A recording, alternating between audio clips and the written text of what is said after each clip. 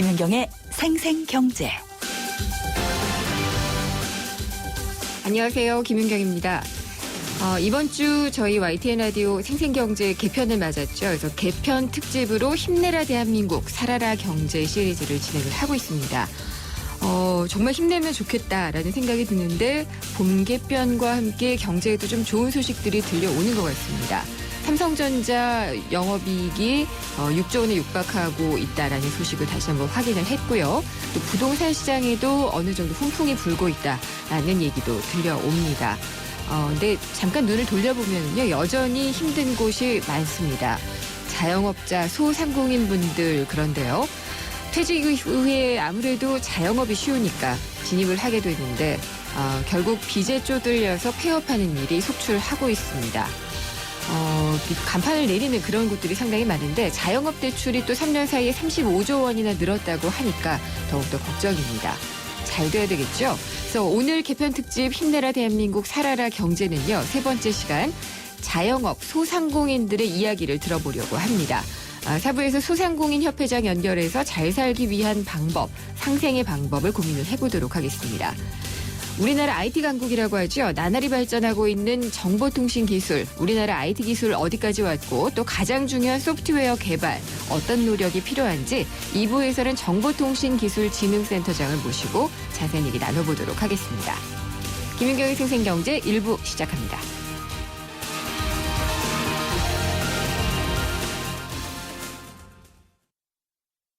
MBC 건축박람회, 동아전람이 주관하는 MBC 건축박람회가 4월 29일부터 5월 2일까지 킨텍스에서 개최됩니다. 건축자재, 인테리어, 가구, 조명, 조경, 사인, 전원주택이 전시되는 MBC 건축박람회에 많은 관람 바랍니다. 동아전람. 바람이 불어오는 곳. 한 사람은 강한 바람, 한 사람은 약한 바람을 원하세요? 그럼 에어컨을 따로따로 켜세요. 하나의 바디, 두 개의 에어컨. LG 휘센 듀얼 에어컨. 발빠르게 전하는 증시 마감 시황. 따끈따끈한 오늘의 증시 소식과 함께 심층 분석 시작합니다. 오늘의 증시 분석. 김윤경의 생생경제 베러앤디퍼런트 르노 삼성자동차 제공으로 1부 시작하겠습니다. 증시 알아보겠습니다. IBK 투자증권의 서동필 투자전략팀장입니다. 안녕하십니까? 네, 안녕하세요. 네, 오늘 시장은 어제처럼 또 빠졌나요? 네, 어제만큼은 아니지만 오늘도 시장의 흐름은 좀 부진했습니다. 예. 코스피는 5포인트 0.23% 하락해서 2142.63포인트에서 마감을 했고요. 코스닥은 1.1포인트 0.16% 하락해서 695.69포인트에서 마감을 했습니다. 수급 측면에서 보면 어제 외국인들이 소폭 매도 우위를 보이면서 매도 반전했는데 오늘은 거래소에서 600억 원 정도 매도 우위를 보였습니다. 네. 기관은 계속해서 매도 우위를 보이는데 오늘은 1,300억 원이나 주식을 매도했고요. 개인만 2,300억 원 정도 주식을 매수하면서 외롭게 시장을 지켰다라고 평가할 수 있겠습니다. 코스닥 시장에서는 외국인 300억 원 매도 우위를 보였고요. 반면에 기관과 개인은 144억 원, 130억 원씩 매수 우위를 보여서 일단 시장에서는 외국인들은 거래소, 코스닥 모두 매도 우위를 보였다. 이렇게 평가할 수 있겠습니다. 조정 장세가 시작이 되는 건가요? 그동안 좀 가파르게 올랐다라는 좀 시각이 네. 많이 시장에 확산된 것 같고요. 오늘도 내추럴 엔도텍은 하한가에 진입을 했지만 지난주부터 불거졌던 이 고평가 논란 네. 이런 것들이 이번 주까지 시장의 연장선상에서 영향을 미치고 있다 이렇게 볼 수 있겠고요. 아울러서 원엔 환율 네. 지금 900원이 깨져서 팔자를 보러 내려갔는데요. 이렇게 환율이 원화가 엔화 대비 쭉 강세였지만 이 마디 지수를 넘어서 내려간다는 점, 이것이 아마 시장에는 조금 더 부담으로 다가오는 재료가 아니었나. 그래서 지금은 조정 장세로 들었다기보다는 일정 수준 과열에 대한 시장의 좀 숨고르기다. 이 정도까지는 네. 받아들일 필요가 있을 것 같습니다. 오늘 실적 좋게 발표를 했던 삼성전자는 어땠나요? 오늘 삼성전자 1.39% 올라서 138만 5천 원에 마감을 했습니다. 네. 장중에 거의 한 2% 가까이 오르기도 했지만 장 초반에 강세로 온전히 지켜내지는 못했습니다. 하지만 역시 뭐 실적이 좋았다는 점은 이 종목에게는 삼성전자에게는 분명한 호재다라고 평가해 볼 수 있겠습니다. 그밖에 뭐 혹시 환율이라든지 여러 영향을 받았던 다른 그 종목이나 업종은 어떤 게 있었을까요? 환율 때문에 빠졌는지 아니면 네. 그동안 많이 올라서 빠졌는지 이거를 뭐 분간하기 쉽지 않습니다. 예. 그동안 조금 좀 모양새 나쁘지 않았던 조선업종 오늘 상당히 좀 큰 폭으로 조정을 받았습니다. 네. 현대중공업 5% 하락했고요. 대우조선해양 6% 하락했고 현대미포조선 7.7% 하락했으니까 좀 낙폭이 컸다라고 볼 수 있겠고요. 화학주 중에 대표주라고 볼 수 있는 롯데케미칼 3.2% 하락해서 25만 6천에서 마감을 했으니까 조선과 화학 그동안의 경기 민감주라고 분류되었던 업종들 종목들의 조정이 좀 두드러졌다. 뭐 이렇게 평가할 수 있겠습니다. 한때는 조선화학 다시 오를 것이다 이렇게들 많이 얘기를 했잖아요. 어떻게 보시나요? 조선 업종은 아무래도 지난해에 워낙 이 부실을 많이 상각을 시켰기 때문에 재무 건전성이 조금 좋아졌다. 그래서 좀 후한 평가를 받는 부분도 있었지만 달리 보면은 또 조선업은 전형적인 수주 산업인데요. 네. 지금 최근에 조선 업체가 수주를 뭐 받아냈다 이런 뉴스를 전혀 접할 수 없다는 거 보면 확실히 그러네요. 수주에서는 좀 부진한 부분이 있는 것 같고요. 예. 화학업체는 지난해 유가 하락으로 좀 공경에 처했었지만 올해 들어서 좀 가파르게 반등이 나타나다 보니까 밸류에이션상 비싸다는 평가가 서서히 나오고 있습니다. 예. 그런 차에서 보면은 조선업종은 이 재무제표가 좀 좋아진다는 빌민이 있지만 성장성에 대해서 좀 의심이 있는 것 같고요. 화학업종은 지난해 부진을 기술적 반등 이끌어냈지만 이제부터는 조금 좀 비싸다라는 밸류에이션 논란에 좀 접어드는 것 같아서 이 두 네. 업종은 좀 조심할 필요가 있지 않는가 싶습니다. 계속해서 코스닥에서 바이오는 좀 조정을 받겠죠? 바이오 뭐 일제히 조정을 받는다라고 평가하기 좀 어렵습니다. 일부 종목들은 뭐 내부적인 이 호재로 인해서 뭐 네. 상당히 좋은 모양새를 보이고 있는데요. 지금 뭐 전반적으로 바이오가 안 된다 이런 평가보다는 이제 네. 본격적으로 중소형주의 실적 시즌에 돌입하고 있습니다. 그동안에는 좋은 이야기만 나오면 그걸 가지고 주가가 올랐는데 이제는 한번 성적표를 받아볼 때가 됐으니까 네. 성적표를 받아보고 좋은 성적을 내는 기업들은 뭐 여전히 매수 관점 접근하시겠지만 스토리만 있고 성적표가 좋지 않은 기업들은 뭐 확실히 위험 관리에 나서셔야 된다. 뭐 이런 알겠습니다. 교과서적인 이야기는 드릴 수밖에 없겠습니다. 예, 잘 들었습니다. IBK 투자증권의 서동필 투자전략팀장이었습니다. 감사합니다. 네, 감사합니다. 오늘 하루 당신이 꼭 알아야 할 경제 뉴스는 중요한 경제 뉴스를 콕콕 집어드립니다. 네, 월요일과 수요일, 금요일에 주요한 경제 뉴스를 콕콕 꼽아주시는 분입니다. 뉴스원의 최명용 기자 연결하겠습니다. 안녕하십니까? 네, 안녕하십니까. 삼성전자 실적 정말 걱정할 때가 엊그제 같은데 이제 네. 좋아진다는 얘기를 막 하네요. 그렇습니다. 뭐 V자 반등이다고까지도 표현을 했는데요.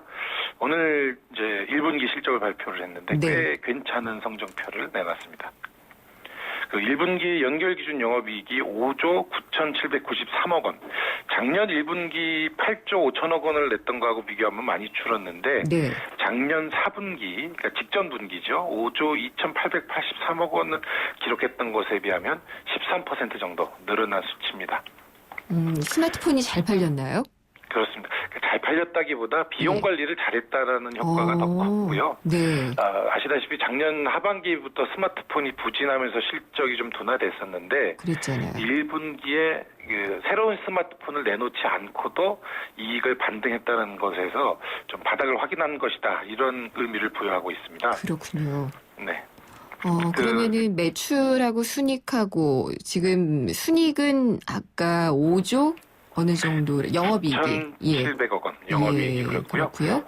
매출액은 좀 줄었습니다. 매출액은 47조 1,179억 원으로 작년 동기에 비해서 12% 정도 작년 네. 말하고 비교해도 좀 줄어드는 수치가 나타났는데 이렇게 매출이 줄면 이익이 늘어나는 것은 많이 팔았다는 것보다는 그렇죠. 이익을 좀 줄였다 이렇게 예. 평가를 할 수 있겠습니다. 그러면은 많이 비용을 줄인 것은 대개 돈 많이 들어가는 게 마케팅 홍보잖아요. 그렇습니다. 네. 그걸 많이 줄였나요?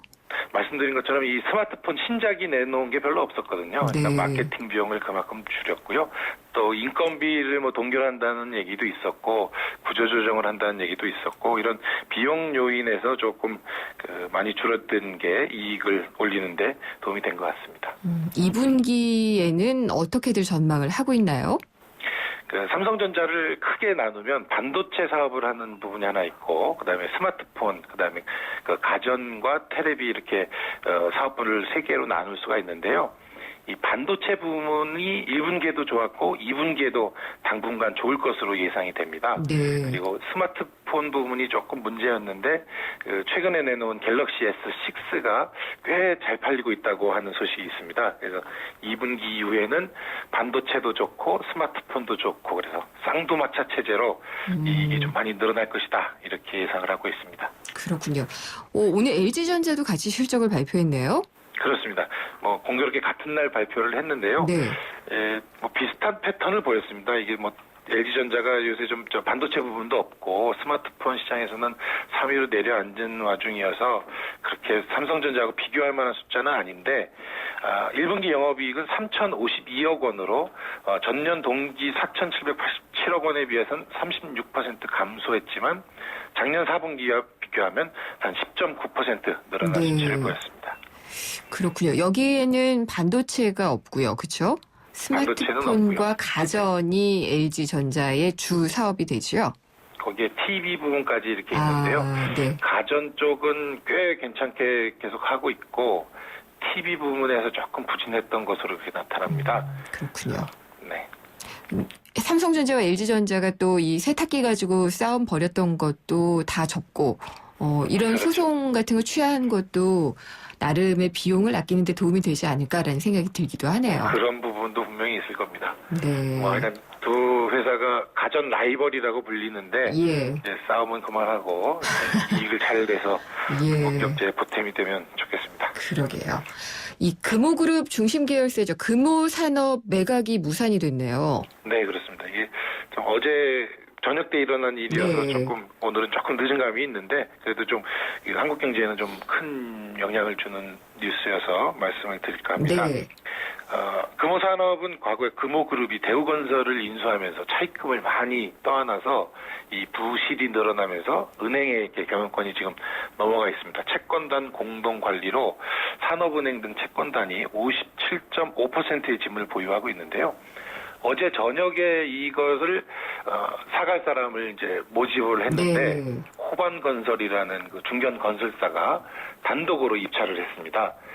응찰 금액이 6,007억 원으로 인수가를 내놨는데 산업은행 입장에서는 이 돈 갖고는 못 팔겠다. 그래서 유찰을 시켜버렸습니다. 그럼 어느 정도가 적당하다고 판단을 한 거라고 하나요? 산업은행이 그러니까 은행권을 다 통틀어서 투자한 금액이 3조 원이라고 좀 알려져 있는데요. 이 돈을 다 받겠다는 거는 아니고 예. 한 1조 원 정도는 최소한 받아야 되겠다 이렇게 생각을 했는데 네. 생각했던 금액보다 한 40% 정도 적으니까 이 금액으로는 못 팔겠다 이렇게 한 거고요. 앞으로가 문제인데요. 네. 유일한 인수 희망자한테 못 팔게 됐으니 또 다시 공개 입찰을 통해서 다른 희망자를 찾을 거냐 아니면 박삼구 회장에게 살 의향이 있는지 이렇게 물어보는 작업을 진행을 해야 됩니다. 이 네. 후자가 될 가능성이 상당히 높은데요. 박삼구 회장은 이 금호산업에 대해서 우선 매수 청구권이라는 걸 갖고 있습니다. 네. 이 금호산업이 어려울 때 사재를 개인 돈을 투자를 해서 회사를 살리면서 그 대가로 산업은행이 갖고 있는 지분을 제3자한테 매각할 때 그 매각 조건 이상으로 내가 제시를 하면 나한테 팔아라. 이런 조건을 걸어놓은 게 있었거든요. 네. 이번 만약에 호반건설의 6,007억을 산업은행이 받아들였다면 박상구 회장은 거기에다가 플러스 1억만 더하면 이 금호산업을 되살 수 있었던 그런 상황입니다.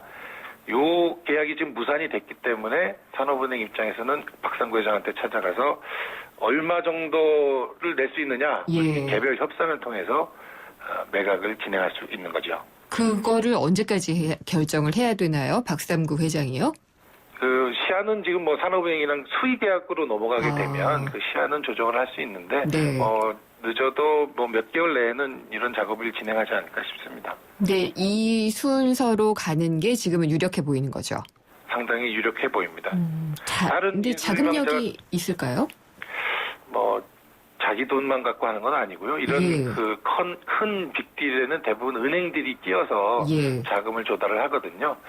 NH농협이나 이런 데서 자금을 빌릴 수 있다라는 얘기를 이미 좀 해왔기 때문에 자금 조달에는 큰 문제는 없을 것 같습니다.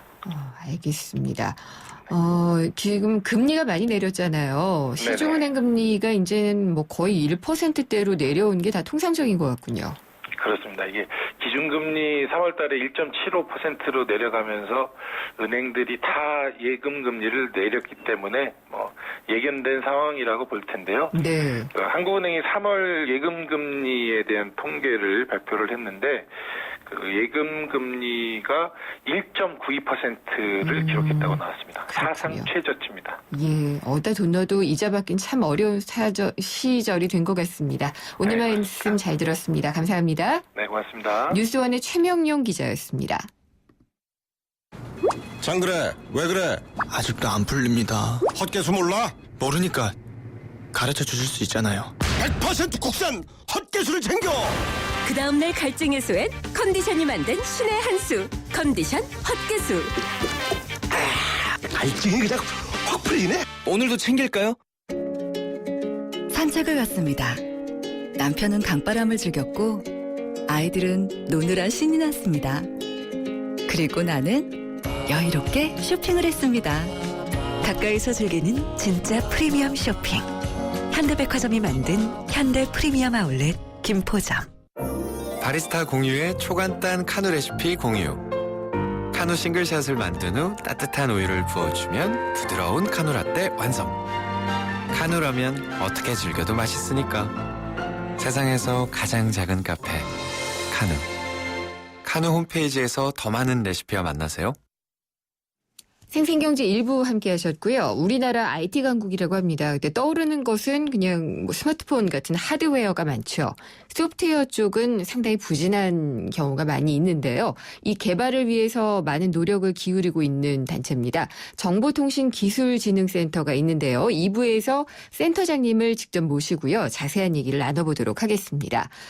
그리고 봄 개편과 함께 새롭게 선보이는 코너입니다. 숨은 고수의 재테크 비법 2부에 준비가 되어 있는데요. 월세 받는 직장인이 되기로 했다라는 책. 요즘 직장인들에게 아주 인기가 있는데 이 저자 북극성주의 재테크 비법을 들어보도록 하겠습니다. 잠시 후 광고 듣고 돌아옵니다. 올해 칠순을 맞은 임성빈 씨는 특별한 칠순을 생각하고 있습니다. 칠순잔치 대신 그 비용을 어려운 이웃을 위해 기부하기로 한 것입니다. 2년 전 환갑을 맞은 아내 김경남 씨도 환갑잔치 비용을 아껴 기부에 동참했습니다. 평생 단 한 번뿐인 여러분의 기념일 더욱 특별하게 보내시면 어떨까요? 결혼식과 돌잔치, 환갑과 칠순 행사의 축의금을 나눠서 어려운 이웃을 도우실 수 있습니다. 이웃과 함께하는 특별한 날, 여러분의 행복지수는 최고가 됩니다. 2015 YTN 라디오 연중기획 함께 들어요 대한민국 기아대책과 함께합니다.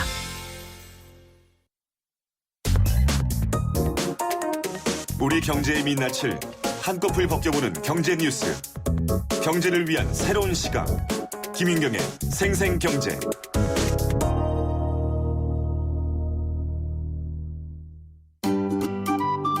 YTN 생생경제와 한국전파진흥협회가 함께하는 2015 프로젝트 집앤잡 제1탄 최고의 복지는 안정적인 주거다. 2015년 우리네가 살고 있는 집의 모습을 직접 찾아갔습니다.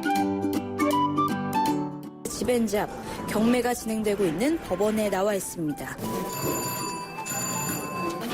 낙찰자는 최고가 매수 신고일과 입찰 가액만을 불러드릴 테니 나머지 매수 신고가액이 궁금하신 분들은 말씀해 주시기 바랍니다. 참여 시민을 만나보겠습니다. 그럼 어떤 물건을 입찰하러 오신 거예요? 이번에 그 싼 게 있어가지고 이렇게 보시면은 입찰을 할 그 물건들이에요. 또 시세 차이가 많이 나는 걸 잡아서 내 거 내가 사고 내 집 마련을 위해서 왔죠. 아니 아파트 경매 받으러 왔었는데 너무 높아서. 그러면은 경매가 아닌 다른 방법으로도 집을 알아보셨나요? 네, 알아봤죠. 근데 지금 이제 급매물 나온 게 다 소진돼서 너무 많이 높아져 있어가지고 경쟁률은 아주 세지는 않아요. 옛날엔 뭐 한 20대 막 이랬었잖아요. 근데 요즘에는 뭐 한 3대1 저요. 많이 왔어요. 저는 예. 가깝다 보니까 수시로 많이 오고 이제 그 부동산 동향을 알고 싶을 때면 와요. 분위기라기보다는 그렇게 많이 사람들이 아주 많지는 않아요. 옛날같이 입찰하는 사람도 조금 작고. 그 경매에 참여하시는 시민분들 중에서 실수요자가 더 많은지 아니면 또 투자를 목적으로 하시는 분들이 많은지 궁금하거든요. 작년 하반기부터 경매 시장이 굉장히 좀 뜨거웠는데요. 전세난으로 인해서 그 실수요자들이 경매 시장에 몰려들면서 경매 시장이 굉장히 뜨거웠습니다. 아파트 같은 주거 시설이 월세로 많이 전환되면서 그 월세 수익을 노리는 저금리 시대 투자자들도 경매 시장에 같이 모여들고 있습니다. 아무래도 가장 많이 모여드는 물건은 주거 시설일 수밖에 없는데요. 3월 기준으로 해서 수도권 아파트 평균 경쟁률은 10.2명으로 가장 높았고요. 그 다음엔 오피스텔이 5.3명, 다세대 연립주택이 4.7명 이런 수로 나타났습니다. 당분간 낙찰가율은 고가가 좀 유지될 것 같고요. 대신에 경쟁률은 소폭 떨어질 것 같습니다. 대신에 학습 효과가 있기 때문에 낙찰가율은 일정 수준 유지가 될 걸로 보여집니다. 네, 지금까지 YTN 생생경제와 한국전파진흥협회가 함께하는 2015 프로젝트 집앤잡 법원 경매장이었습니다.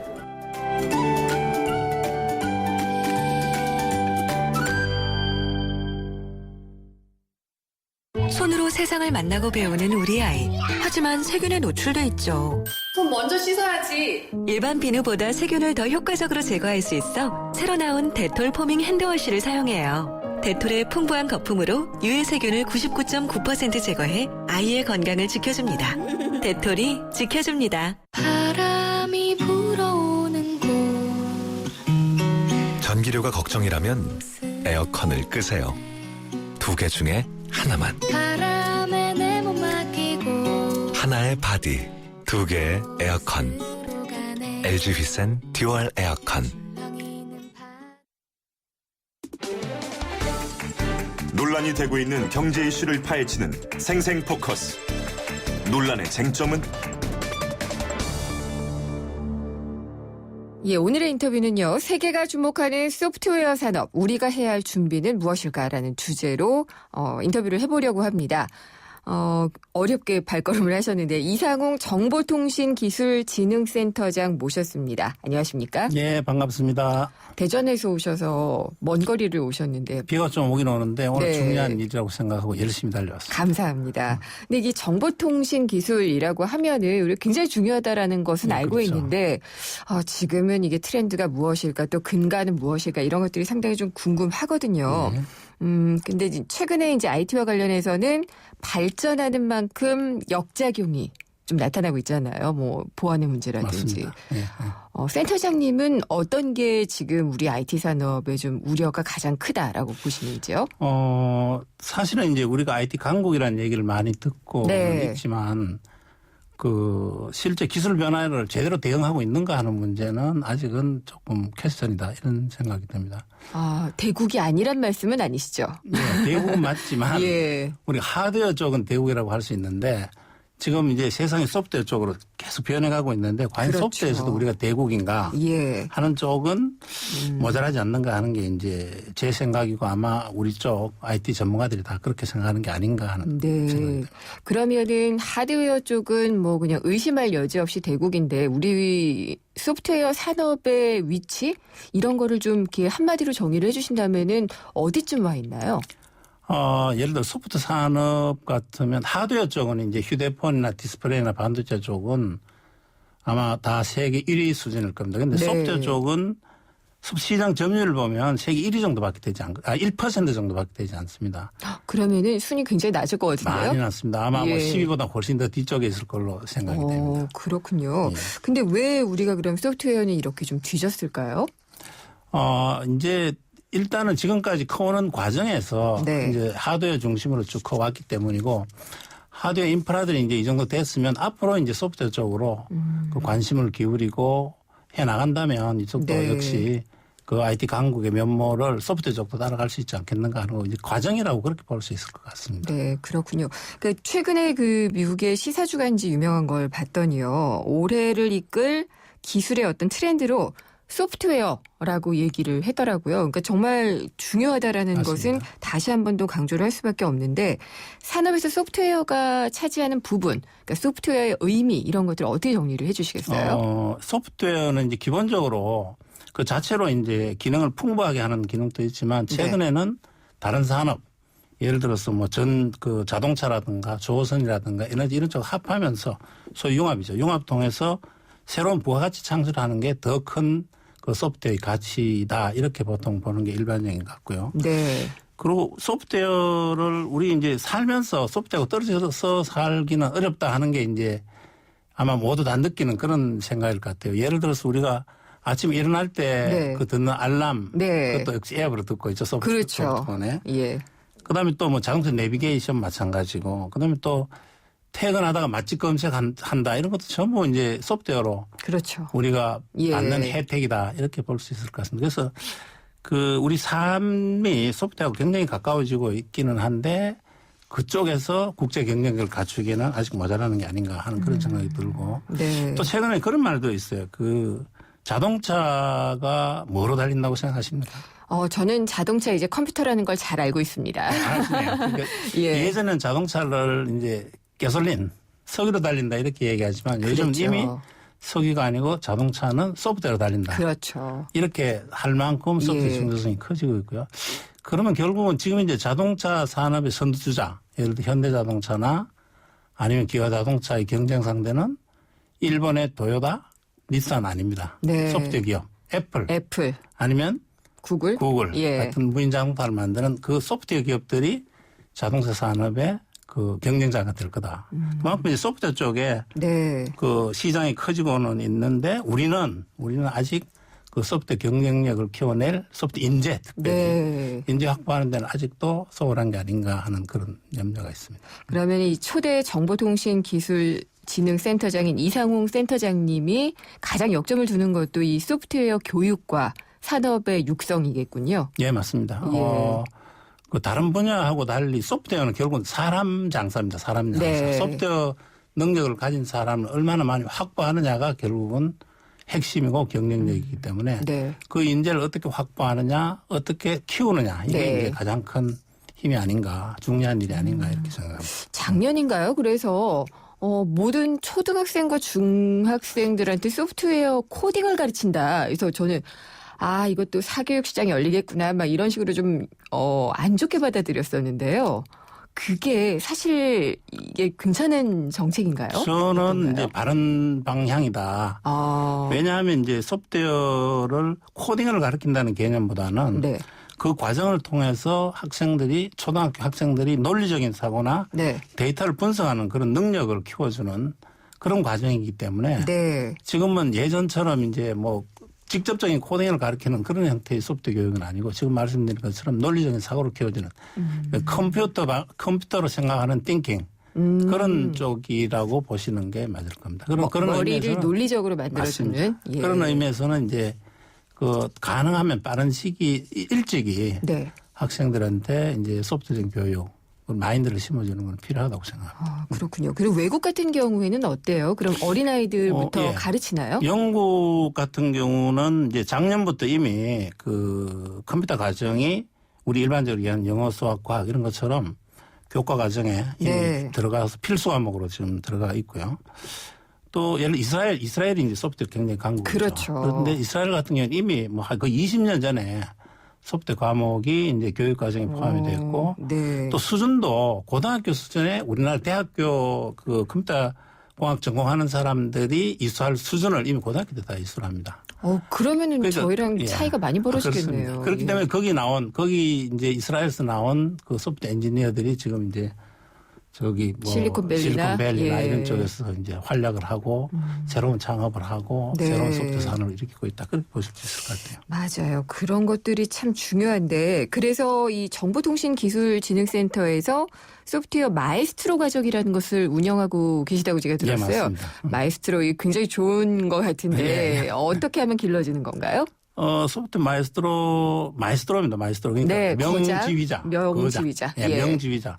그러니까 그 소프트웨어에서도 소프트웨어 개발하는 그야말로 명지휘자를 만들자는 게 이제 이 그 과정의 가장 큰 목적이다. 그러니까 네. 국내용이 아니고 국내에서 있는 용이 아니고 실리콘밸리에서 통할 만한 그런 그 소프트웨어 명개발자, 명지휘자를 예. 만들자는 게 이제 저희 마에스트로 과정의 그 목표다 이렇게 볼 수가 있을 것 같습니다. 어떤 사람들이 와서 이 과정을 이수할 수가 있나요? 이 과정은 그 끼 있는 친구들은 누구나 다 됩니다. 뭐 예를 들어서 지금 이제 연도로 보면 네. 2000년도 이후 출생자라 그래서 고등학생 이상은 거의 다 되고요. 그 전은 안 됩니까? 그거는 이제 학업 때문에. 예. 학업 때문에. 끼 있는 친구들이 네. 오면 좋은데 이제 예. 학교 수업이 있기 때문에 이게 이제 교육 과정은 주로 그 일과 후 혹은 네. 방학 때 이렇게 이루어지기 때문에 네. 학생들은 이제 충분히 그 지원을 해서 근데 쉽지 않습니다. 그래요? 예. 함부로 도전할 건 아니군요. 그러면은 여기에서 이제 소프트웨어 마에스트로 과정을 받았다, 예. 이수했다라고 하면은 어느 정도의 수준의 소프트웨어 실력을 갖게 되나요? 이제 소프트웨어 실력을 어떻게 따로 딱 이야기하기는 어려울 것 같고요. 네. 이제 저희들이 매년 한 100명 정도의 교육생을 처음에 받고요. 네. 100명이 들어올 때도 보통 아마 한 6대1, 7대1 정도 경쟁률이 있습니다. 그러니까 그 동네에서 소위 동네에서 좀 소프트웨어 좀 한다는 예. 사람들 다 모입니다. 고등학생, 그렇군요. 대학생, 뭐 일반인들. 예. 그래서 그 사람들이 이제 경쟁을 해서 100명이 교육을 받고 네. 그 100명이 1년 동안 교육을 받는데 5개월 교육을 받고 40명이 탈락합니다. 오, 굉장히 하드한데요. 하드합니다. 예. 60명이 다시 2차 교육 7개월을 받은 다음에 최종적으로는 네. 10명 내외. 10명 내외가 그야말로 저희들이 이야기하는 소프트웨어 네. 마에스트로로 인증을 받게 됩니다. 그러니까 그렇군요. 실제 보면 이제 그 연수생 중에는 10분의 1 네. 아니면 지망생 중에는 아마 60 내지 70대 1의 경쟁을 뚫어야 그렇네요. 소프트 마에스트로라는 이런 그 예. 명예스러운 그 인증을 받을 수 있게 됩니다. 교육은 지금 센터는 대전에 있잖아요. 대전에서만 이루어지나요? 아니면은 전국적으로 가능한가요? 아닙니다. 예. 이제 그 교육은 교육은 서울 지금 그 테헤란로에 있는 저희 별도 연수센터라는 네. 그 시설을 운영을 하고 있습니다. 아마 그렇군요. 그 연수생들이 가장 좋은 환경에서 그 개발을 하고 개발할 수 있는 그런 장소로 저희들이 테헤란로에 만들어 놓고 있습니다. 거기에서 교육을 받고 있고요. 네. 그 이제 교육이 아까 말씀드린 것처럼 이제 2단계, 5개월로 1차, 그다음 7개월로 2차 이렇게 이제 진행이 되는데 사실은 이제 그 교육 기간보다 더 중요한 것은 거기에 교육을 시킬 그 멘토들이 그렇죠. 보통 수준이 아닌 사람들, 국내에서 최고 가는 분야별로 네. 소프트웨어 분야별로 가장 최고 가는 이제 멘토들이 그 사람들과 1대1로 혹은 도제식 트레이닝을 받는다는 것 자체가 100명으로 선발된 교육생이 받을 수 있는 최고의 혜택이 아닌가. 그렇네요. 그렇죠. 예. 그러면은 자랑을 좀 해주세요. 이 소프트웨어 마에스트로 과정을 이수해서 정말 뭔가 개발을 해냈다든지 뭐 결과물이 있었던 분들도 많을 것 같은데요. 예, 그 기본적으로 저희가 이제 올해가 6회째고 6회 모집을 하고 있고 5회가 지금 진행이 되고 있고 1회부터 4회까지 해서 매 회당 100명씩 해서 400명이 이제 교육을 이수를 했죠. 근데 그 중에 물론 마에스트로로까지 인정받은 사람은 매년 한 10명 정도였으니까 40명 내외가 될 겁니다. 그렇긴 하지만 교육을 받은 400명 중에는 창업한 친구들이 한 50명이 넘습니다. 굉장히 많습니다. 물론 이제 그 나머지 인력들도 대부분 그 소위 뭐 얘기하면 다 할 만한 그런 대기업이나 유명 연구소에서 다 일을 하고 있지만 창업이 한 50여 명 됐다는 건 굉장히 큰 게 아닌가 싶고요. 그 안에 보면 이제 그 예를 들어서 뭐 말랑 스튜디오라는 이런 이제 말랑 스튜디오? 말랑말랑한 소프트적인. 그렇군요. 예, 그 친구는 이제 그 알람, 우리 알람 앱을 개발해서 이제 창업을 한 친구인데 뭐 투자도 한 20억 정도 받았고요. 또 아마 알람 앱 중에서는 출시 후 6개월 만에 그 1위를 차지할 만큼 굉장한 그 선풍적인 인기를 누리고 지금 아마 직원도 한 50명 이상 데리고 있을 정도로 크게 키운 기업이었습니다. 그 외에 뭐 뭐 디지털 사이니지 같은 네. 영상 5개 광고판을 솔루션 만들어서 예. 지금 은행 보면 한 600여 개 지점에 이걸 설치할 수 있을 만한 그런 기업으로 키우는 친구들도 많고 뭐 자랑할 건 굉장히 많습니다. 요 정도 일단 알겠습니다. 예. 관심 갖는 분들께 지원하는 방법이나 일정은 저희가 뭐 홈페이지나 이런 것들을 통해서 좀 고지를 하는 게 좋을 것 같고요. 센터장님 의지가 굉장하시다는 느낌이 들어요. 예, 그래서 민관에서 또 이 우리나라 IT 산업을 다 보셨던 분이기 때문에 더욱더 더 많은 인재를 양성해 주시고 산업 부흥해 주시기를 좀 기대를 해보겠습니다. 오늘 자리해 주셔서 너무 감사합니다. 예, 감사합니다. 감사합니다. 이상웅 정보통신기술진흥센터장이었습니다.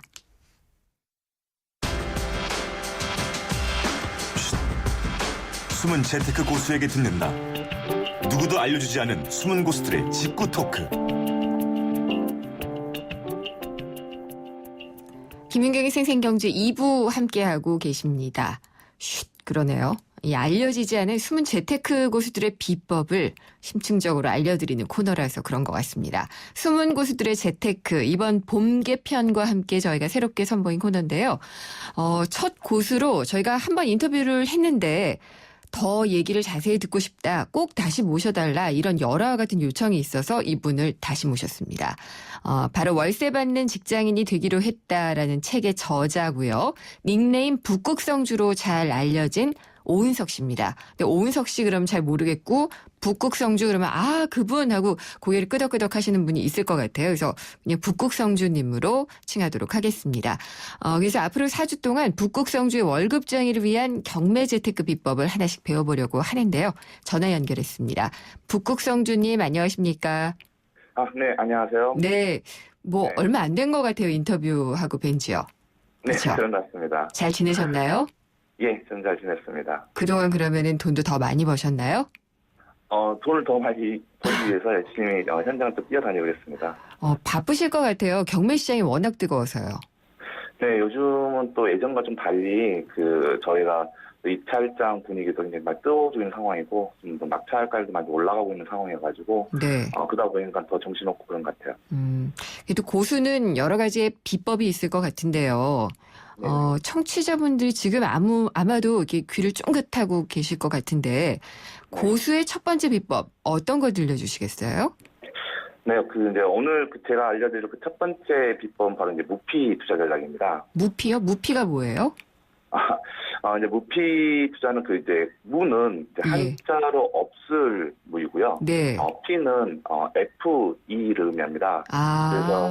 그래서 이제 말 그대로 좀 투자금을 전혀 들이지 않고 부동산을 낙찰받는 어떤 그런 투자 전략 중에 하나라고 보시면 됩니다. 투자금을 전혀 들이지 않아요? 네네. 어떻게 그게 가능할 수가 있죠? 어떻게 하는 거예요? 그러니까 이제 무피 투자는 이제 소액 경매재테크를 하고 싶은데 보통 이제 투자금이 많이 적어서 고민하시는 어떤 그 투자자들이 하는 방법인데요. 네. 그래서 예를 들어서 이제 부동산 시세가 한 1억 1천만 원 정도인데 이제 1억 원에 낙찰받았다고 가정을 하면 소액 경매재테크를 하시는 분들은 실투자금이 적기 때문에 대출을 활용하거든요. 네. 그래서 이제 경매에서 사용하는 대출이 경락 방금 대출이라고 하는데요. 예. 근데 이는 이제 일반적으로 저희가 이제 부동산 거래를 할 때 주택담보대출을 이용하잖아요. 네. 근데 이러한 주택담보대출에 비해서는 이제 대출 한도가 좀 높습니다. 그래서 이제 현재 기준으로 봤을 때는 거의 낙찰가의 한 80%까지는 이제 대출이 가능하다 이렇게 보시면 되는데요. 네. 근데 요즘 이제 금리가 좀 워낙 좀 저렴하기 때문에 대략 경락장 대출의 금리도 한 3%에서 3.6% 정도 이 정도 수준으로 보시면 되거든요. 네. 근데 아무튼 이제 1억 원의 낙찰을 받았기 때문에 이제 80%인 이제 8천만 원까지 대출이 가능하고요. 그래서 이후에 이제 임대를 보증금 2천만 원에 월세 40만 원을 놓게 되면 보증금 2천만 원이 추가로 이렇게 회수가 됩니다. 예. 그래서 다시 말해서 이제 1억 원을 낙찰받았지만 대출 8천만 원과 그리고 보증금 2천만 원이 들어오면서 실제 투자금은 이제 영원히 되는데 이걸 이제 무피 투자라고 하죠. 무피 투자라는 것은 북극성주님이 만드신 단어는 아니죠? 이제 이 단어가 누가 처음에 사용했는지 저는 잘 모르겠는데 네. 일단 제가 제일 먼저 사용했다고 저는 생각하고 있습니다. 그렇군요. 그러니까 돈이 안 들어가는 투자. 이렇게 보면 그렇죠. 되죠. 예. 예. 근데 돈이 안 들어간다고 생각해서 사람들이 뭐 수익이 또 안 좋을 거다 그렇게 또 생각하시는데요. 그래서 또 그런 건 또 오산이라고 저는 생각하고 있고 만약에 지금 제가 설명드렸던 이 물건 같은 경우에도 이 부동산의 2년 뒤에 예. 매도할 때 시세가 현재와 같은 1억 3만 원이라고 하더라도 그 매도 차익이 1,000만 원이 이제 발생하는 거고요. 네. 그리고 또 대출 8천만 원의 이율이 약 한 3.5% 정도로 가정했을 때 매달 이자가 한 24만 정도 되거든요. 그러면 월세가 40만 원이 들어오기 때문에 이를 제하고도 매달 한 16만 원의 월세 수익이 생기는 거죠. 내가 무피 투자를 할 수 있겠다, 없겠다 이런 판단은 어떻게 해요? 이제 무피 투자를 할 수 있겠다, 없겠다의 판단보다는 예. 그 시장에서 무피 투자를 할 수 있는 그런 조건을 맞추는 것들이 있거든요. 네. 그래서 그 조건에 맞는 물건을 이차하나 이차하지 않냐 이렇게 보시면 될 것 같아요. 북극성주님도 분명히 해보신 거죠? 물론입니다. 예. 저도 이제 경매주택을 처음 시작할 때는 이제 투자금이 없어서 이제 항상 많이 고민했었거든요. 근데 그때 목표는 이제 실투자금을 항상 최소화하고 그리고 수익률은 극대화시킬 수 있는 이런 방법에 대해서 많이 고민했었는데 그래서 이제 시행착오 끝에 그 무피 투자에 대한 기법을 발견하게 됐고요. 네. 오히려 지금보다는 제가 이제 경매주택을 시작한 지 18년 정도 됐는데 그 18년 전이 훨씬 더 이런 무피 투자를 할 수 있는 부동산이 좀 이렇게 많았던 그러한 상황이었고요. 뭐 지금도 그 실무에서 그 몇몇 분들은 이제 무피 투자로 계속 자산을 좀 증식하고 계시고요. 네. 그리고 또 이번에 나온 제 신간 나는 월세 받는 직장이 되기로 했다에 중에서 이제 가훈님이라고 경험이 이렇게 실려 있는데 네. 실제로 이분 같은 경우에도 빌라를 9채 매입하는데 이제 실투자금은 한 푼도 들어가지 않는 무피 투자 전략을 쓰신 거라고 보시면 되죠. 대단한데요? 예. 9채를 어떻게 그렇게 하셨을까? 네. 근데 이 무피 투자라는 것도 어떠한 투자도 위험이 없을 수는 없어요. 네, 주의할 점이 있을 것 같은데 어떤 걸 들려주시겠어요? 먼저 이제 무피 투자라고 하더라도 이제 초기 비용은 발생합니다. 그래서 이제 입찰 보증금인데요. 이제 경매에서는 입찰하기 위해서는 최저 매각 가격 10%를 입찰 보증금으로 내야 됩니다. 네. 그래서 이거는 이제 부동산 계약을 할 때 저희가 그 계약금 10%를 내잖아요. 그거 이제 같은 거라 보시면 되는데, 그래서 뭐 예를 들어서 최저 매각 가격이 1억 원이라면, 예. 입찰 보증금 1,000만 원은 이제 본인이 보유를 하고 있어야지 이런 투자가 가능하고요. 대신 이제 나중에 이제 대출 그리고 임대 보증금 이제 회수 되기 때문에 이제 그때까지는 필요한 비용이다 이렇게 생각하시면 됩니다. 그리고 또 하나 또 주의할 점은 네. 지금 현재 좀 금리가 많이 좀 낮잖아요. 그러다 보니까 대출의 이자보다 들어오는 월세가 이제 많기 때문에 이제 임대 수익률이 이렇게 발생하게 되는데, 예. 근데 나중에 이제 금리가 올라가서 대출의 이자가 높아지고 그리고 결국 또 월세보다 많은 이자가 발생하게 되면 이런 투자 방법은 또 적절치 않고요. 그리고 또 임대를 냈는데 또 임대 나가지 않거나 또 임차인이 또 이렇게 월세를 내지 않을 때는 이를 좀 대비해서 월세 한 1년치 정도 이 정도 금액은 또 예비비로 준비를 해두는 것이 좋습니다. 그렇군요. 무피 투자라고 해서 전혀 돈 없이 하는 투자는 아니다라는 그런 말씀이시죠? 네. 초기 들어가는 비용은 예. 네. 근데 모든 부동산 투자가 무피 투자로 가능해요? 그렇진 않습니다. 그렇진 않고요. 그러니까 지방의 이제 아파트 그리고 뭐 서울 그리고 또 수도권의 빌라 이런 같이 좀 소액 부동산이면서 월세 회전이 잘 되는 네. 그러한 부동산만 이제 무피 투자가 가능하다 보시면 되는데요. 그래서 이제 그 무피 투자를 하기 위해서는 또 몇 가지 좀 조건이 필요합니다. 네. 아까 전에 제가 어떤 조건이 필요하다고 말씀드렸는데 그게 이제 무피 투자의 가장 핵심이 낙찰 가격이 대출과 임대보증금을 합한 금액까지 동의를 해야 된다고 말씀드렸잖아요. 네. 그래서 이제 그러기 위해서는 일단은 대출이 최대 80%까지 나와야 하는 부동산이어야 됩니다. 그렇군요. 어떤 물건 80%까지 또 나오지 않는 물건도 있기 때문에 그 물건 입찰하기 전에 사전에 반드시 그 대출 한도 여부를 꼭 체크를 하시는 게 좋고요. 그리고 이제 임대보증금도 뭐 100만 원이나 뭐 500만 원 이렇게 소액 보증금을 놔서 좀 어렵고요. 최소한 2천만 원에서 3천만 원 정도 이 정도 임대보증금을 받을 수 있는 그런 지역이 이제 부동산이어야 하거든요. 예. 이게 지역마다 특색이 있어서 어떤 지역은 좀 월세를 좀 더 올리더라도 보증금은 500만 원 절대 거래가 안 되는 지역이 있어요. 네. 그래서 사전 낙찰할 때 이런 어떤 무피 투자의 조건을 맞출 수 있는 그런 지역인지 여부를 꼭 확인하시면 될 것 같습니다. 다행인 것이 지난번에는 그냥 일회성 인터뷰여가지고요. 그냥 듣고서 이거는 못 여쭤봤는데 하고 아쉬운 게 많았고 청취자분들도 그랬던 것 같거든요. 다음 주에 두 번째 비법 들려주실 거죠? 네네. 예, 좀 더 깊이 고수의 재테크 비법을 알아보도록 하겠습니다. 오늘 자세한 말씀 감사합니다. 북국성주님이었습니다. 감사합니다. 감사합니다. 어떤 자동차가 좋은 차일까요? 마력이 좋은 차? 디자인이 좋은 차? 연비가 좋은 차. 현대자동차는 말합니다. 서비스까지 좋아야 진짜 좋은 차라고. 국내 최다 네트워크 현대자동차 공식 장비 서비스 블루핸즈. New thinking, new possibilities. 현대자동차. 장그래, 왜 그래?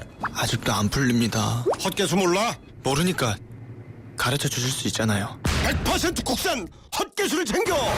그 다음날 갈증 해소엔 컨디션이 만든 신의 한 수. 컨디션 헛개수. 갈증이 그냥 확 풀리네. 오늘도 챙길까요? 네, 생생경제 2부 여기까지고요. 3부에는 경제주치의가 준비가 돼 있습니다. 연봉제로 전환할 때 퇴직금을 중간 정산을 하게 되는데 세금 문제 어떻게 되는지 오늘 세무상담 진행을 해보도록 하겠고요. 오늘도 생생경제에서는 청취자 여러분께 드릴 선물 준비했습니다. 참 쉬운 중국어 문정아 중국어에서 드리는 10만 원 상당의 온라인 수강권인데요. 방송 들으시면서 궁금한 점이나 의견 문자로 주시면 됩니다. 우물정의 0945번입니다. 4시 뉴스 듣고요. 생생경제 3부에서 다시 찾아뵙겠습니다.